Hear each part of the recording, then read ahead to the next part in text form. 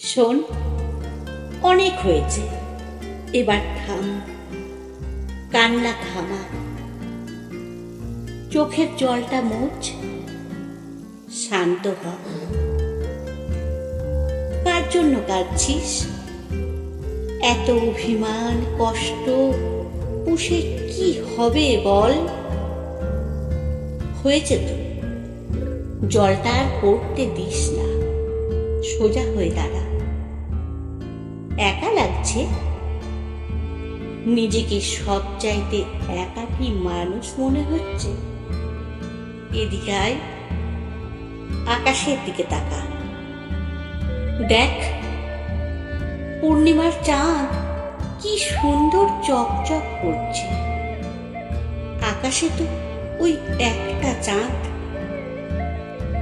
চাঁদটিও তো একা রে, তবুও তো প্রতিদিন ওর কাজটা নিয়ম করেই করে।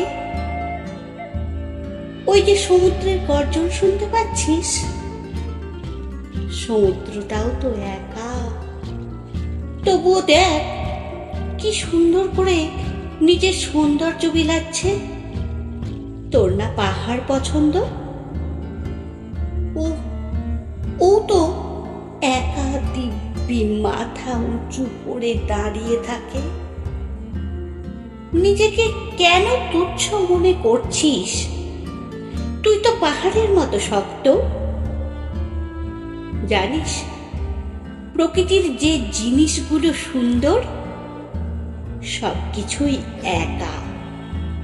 ওরা একা থাকতে পছন্দ করে বলেই ওদের এত সৌন্দর্য। এই যে চাঁদ, পাহাড়, সূর্য, সমুদ্র সবাই তো নিজ নিজ জায়গায় ভীষণ ভাবে একা। আমরা মানুষরাও অমন। তোর সবাইকে দেখে মনে হতেই পারে কাছের, আপন, কিন্তু না, আমরা কেউ কারো না। আমরা সবাই নিজ নিজ জায়গায় থেকে একা, ভীষণ সুন্দরভাবে একা। তাই বলে কি হাল ছেড়ে দিতে হয় বল?